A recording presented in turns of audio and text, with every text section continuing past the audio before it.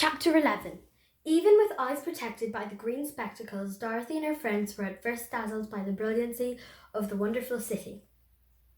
The streets were lined with beautiful houses, all built of green marble and studded everywhere with sparkling emeralds. They walked over a pavement of the same green marble, and where the blocks were joined together were rows of emeralds, set closely and glittering in the brightness of the sun. The window panes were of green glass.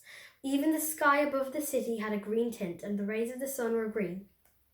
There were many people, men, women, and children, walking about, and these were all dressed in green clothes and had greenish skins. They looked at Dorothy and her strangely assorted company with wondering eyes, and the children all ran away and hid behind their mother when they saw the lion, but no one spoke to them. Many shops stood in the street, and Dorothy saw that everything in them was green. Green candy and green popcorn were offered for sale, as well as green shoes, green hats, and green clothes of all sorts. At one place, a man was selling green lemonade, and when the children bought it, Dorothy could see that they paid for it with green pennies. There seemed to be no horses nor animals of any kind. The men carried things around in little green carts, which they pushed before them. Everyone seemed happy and contented and prosperous.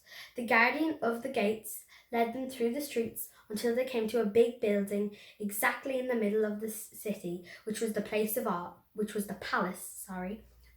Oz, the great wizard. There was a soldier before the door, dressed in a green uniform and wearing a long green beard. "Here are strangers," said the guardian of the gates to him, "and they demand to see the great Oz." "Step inside," answered the soldier, "and I will carry your message to him." So they passed through the palace with gates, and they were led into a big room with a green carpet and lovely green furniture set with emeralds. The soldiers made them all wipe their feet upon a green mat before entering this room, and when they were seated, he said politely, "Please make yourselves comfortable while I go to the door of the throne room and tell Oz you are here." They had to wait a long time before the soldier returned. When at last he came back, Dorothy asked, "Have you seen Oz?" "Oh no," returned the soldier, "I have never seen him. But I spoke to him as he sat behind a screen and gave him your message. He said he will grant you an audience if you so desire, but each one of you must enter his presence alone, and he will admit one each day. Therefore, as you must remain in the palace for several days, I will have you shown to rooms where you may rest in the comfort after your journey." "Thank you," replied the girl. "That is very kind of you, Oz." The soldier now blew upon a green whistle, and at once a young girl dressed in pretty green silk gown entered the room. She had lovely green hair and green eyes, and she bowed low before Dorothy as she said, "Follow me and I will show you your room." So Dorothy said goodbye to all her friends except Toto, and taking the dog in her arms, followed the green girl through 7 passages and up 3 flights of stairs until they came to a room at the front of the palace. It was the sweetest little room in the world, with a soft, comfortable bed that had sheets of green silk and green velvet counterpane. There was a tiny fountain in the middle of the room that shot a spray of green perfume into the air to fall back into a beautifully carved green marble basin. Beautiful green flowers stood in the window, and there was a shelf with a row of little green books. When Dorothy had time to open these books, she found them full of queer green pictures that made her laugh, they were so funny. In a wardrobe were many green dresses made of silk and satin and velvet, and all of them fitted Dorothy exactly. "Make yourself perfectly at home," said the green girl, "and if you wish for anything, ring the bell. Oz will send for you tomorrow morning." She left Dorothy alone and went back to the others. These she also led to rooms, and each one of them found himself lodged in a very pleasant part of the palace. Of course, this politeness was wasted on the Scarecrow, for when he found himself alone in his room, he stood stupidly in one spot, just within the doorway, to wait till morning. It would not rest him to lie down, and he could not close his eyes, for he remained all night staring at a little spider, which was weaving its web in a corner of the room, just as if it were not one of the most wonderful rooms in the world. The Tin Woodman lay down in his bed from force of habit, for he remembered when he was made of flesh, but not being able to sleep, he passed the night moving his joints up and down to make sure they kept in good working order. The lion would have preferred a bed of dried leaves in the forest, and did not like being shut up in a room, but he had too much sense to let this worry him, so he sprang upon the bed and rolled himself up like a cat and purred himself asleep in a minute. The next morning after breakfast, the Green Maiden came to fetch Dorothy, and she dressed her in one of the prettiest gowns made of green brocade satin. Dorothy put on a green silk apron and tied a green ribbon round Toto's neck, and they started for the throne room of the Great Oz. First they came to a great hall in which there were many ladies and gentlemen of the court, all dressed in rich costumes. These people had nothing to do but talk to each other, but they always came to wait outside the throne room every morning, although they were never permitted to see Oz. As Dorothy entered, they looked at her curiously, and one of them whispered, "Are you really going to look upon the face of Oz the Terrible?" "Of course," answered the girl, "if he will see me." "Oh, he will see you," said the soldier who had already taken her message to the wizard, "although he does not like to have people ask to see him. Indeed, at first he was angry and said I should send you back where you came from. Then he asked me what you looked like, and when I mentioned your silver shoes, he was very much interested. At last I told him about the mark upon your forehead, and he decided he would admit you to his presence." Just then a bell rang, and the green girl said to Dorothy, "That is the signal. You must go into the throne room alone."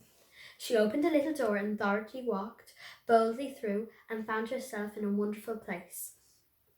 It was a big round room with a high arched roof, and the walls and ceiling and floors were covered with large emeralds set closely together. In the centre of the roof was a great light, as bright as the sun, which made the emeralds sparkle in a wonderful manner. But what interested Dorothy most was a big throne of green marble that stood in the middle of the room. It was shaped like a chair and sparkled with gems, as did everything else. In the centre of the chair was an enormous head, without a body to support it, or any arms or legs whatever. There was no hair upon his head, but it had eyes and nose and mouth, and was much bigger than the head of the biggest giant. As Dorothy gazed upon this in wonder and fear, the eyes turned slowly and looked at her sharply and steadily. Then the mouth moved, and Dorothy heard a voice say, "I am Oz the Great and Terrible. Who are you, and why do you seek me?" It was not such an awful voice as she expected to come from the big head, so she took courage and answered, "I am Dorothy, the small and meek. I have come to you for help."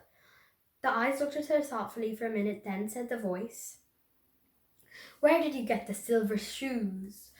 "I got them from the Wicked Witch of the East when my house fell on her and killed her," she replied. "Where did you get the mark upon your forehead?" continued the voice. "That is where the Good Witch of the North kissed me when she bade me goodbye and sent me to you." Again the eyes looked at her sharply, and they saw she was telling the truth. Then Oz asked, "What do you wish me to do?" "Send me back to Kansas where my Aunt Em and Uncle Henry are," she answered earnestly. "I don't like your country, although it's so beautiful, and I'm sure Aunt Em will be dreadfully worried over my being away so long." The eyes winked 3 times, and then they turned up the ceiling and down the floor and rolled around so queerly that they seemed to see every part of the room. And at last they looked at Dorothy again. "Why should I do this for you?" asked Oz. "Because you are strong and I am weak. Because you are a great wizard and I am only a little girl." "But you are strong enough to kill the Wicked Witch of the East. That just happened," returned Dorothy simply. "I could not help it." "Well," said the head, "I will give you my answer. You have no right to expect me to send you back to Kansas unless you do something for me in return. In this country, everyone must pay for everything he gets. If you wish me to use my magic power to send you home again, and you must do something for me first. Help me and I will help you. What must I do?" "Kill the Wicked Witch of the West," answered Oz. "But I cannot," exclaimed Dorothy, greatly surprised. "But you kill the Witch of the East and you wear the silver shoes, which bear a powerful charm. There is now but one wicked witch left in all this land, and you can tell me she is dead. I will send you back to Kansas, but not before." The little girl began to weep. She was so much disappointed, and the eyes winked again and looked upon her anxiously, as if the great Oz felt that she could help him if she would. "I never killed anything willingly," she sobbed. "Even if I wanted to, how could I kill the Wicked Witch? If you, who are great and terrible, cannot kill her yourself, how do you expect me to do it?" "I do not know," said the head, "but that is my answer, and until the Wicked Witch dies, you will not see your uncle and aunt again. Remember that the witch is wicked, tremendously wicked, and ought to be killed. Now go and do not ask to see me again until you've done your task." Sorrowfully, Dorothy left the throne room and went back where the Lion and the Scarecrow and the Tin Woodman were waiting to hear what Oz had said to her. "There is no hope for me," she said sadly, "for Oz will not send me home until I have killed the Wicked Witch of the West, and that I can never do." Her friends were sorry, but could do nothing to help her. So Dorothy went to her own room and lay down on the bed and cried herself to sleep. The next morning the soldiers with the green whiskers came to the Scarecrow and said, "Come with me, for Oz has sent for you." So the Scarecrow followed him and was admitted into the great throne room, where he saw, sitting on the emerald throne, a most lovely lady. She was dressed in green silk gauze and wore upon her flowing green locks a crown of jewels. Growing from her shoulders were wings, gorgeous in colour and so light that they fluttered if the slightest breath of the air reached them. When the Scarecrow had bowed as prettily as his straw stuffing would let him before this beautiful creature, she looked upon him sweetly and said, "I am Oz, the great and terrible. Who are you, and why do you seek me?" Now the Scarecrow, who had expected to see the great head Dorothy had told him of, was much astonished, but he answered her bravely. "I am only a scarecrow stuffed with straw, therefore I have no brains, and I come to you praying that you will put brains in my head instead of straw, so that I may become as much a man as any other in your dominions." "Why should I do this for you?" asked the lady. "Because you are wise and powerful, and no one else can help me," answered the Scarecrow. "I never grant favors without some return," said Oz, "but this much I will promise. If you will kill me for me, the Wicked Witch of the West, I will bestow upon you a great many brains, and such good brains that you will be the wisest man in all the land of Oz." "I thought you asked Dorothy to kill the witch," said the Scarecrow in surprise. "So I did. I don't care who kills her, but until she is dead, I'll not grant your wish. Now go and do not seek me again until you have earned the brains you so greatly desire." The Scarecrow went sorrowfully back to his friends and told them what Oz had said, and Dorothy was surprised to find that the great wizard was not a head, as she had seen him, but a lovely lady. "All the same," said the Scarecrow, "she needs a heart as much as the Tin Woodman." On the next morning the soldiers with the green whiskers came to the Tin Woodman and said, "Oz is sent for you, follow me." So the Tin Woodman followed him and came to the great throne room. He did not know whether he would find Oz a lovely lady or a head, for he hoped it would be the lovely lady. "For," he said to himself, "if it is the head, I'm sure I shall not be given a heart, since a head has no heart of its own, and therefore cannot feel for me. But if it is the lovely lady, I shall beg hard for a heart, for all the ladies are themselves said to be kindly-hearted." But when the one man entered the great throne room, he saw neither the head or the lady, for Oz had taken the shape of a most terrible beast. It was nearly as big as an elephant, and the great green throne seemed hardly strong enough to hold its weight. The beast had a head like that of a rhinoceros, only there were 5 eyes in its face. There were 5 long arms growing out of its body, and it also had 5 long, slim legs. Thick, woolly hair covered every part of it, and a more dreadful-looking monster could not be imagined. It was fortunate the Tin Woodman had no heart at the moment, for it would have beat loud and fast from terror. But being only tin, the Woodman was not at all afraid, although he was much disappointed. "I am Oz, the great and terrible," spoke the beast in a voice that was one great roar. "Who are you, and why do you seek me?" "I am a woodman and made of tin, therefore I have no heart and cannot love. I pray you to give me a heart, that I may be as other men are." "Why should I do this?" demanded the beast. "Because I ask it, and you alone can grant my request," answered the Woodman. Oz gave a low growl at this and said gruffly, "If you indeed desire a heart, you must earn it." "How?" asked the Woodman. "Help Dorothy to kill the Wicked Witch of the West," replied the beast. "When the witch is dead, come to me, and I will then give you the biggest and kindest and most loving heart in all the land of Oz." So the Tin Woodman was forced to return sorrowfully to his friends and tell them of the terrible beast he had seen. They all wondered greatly at the many forms the great wizard could take upon himself.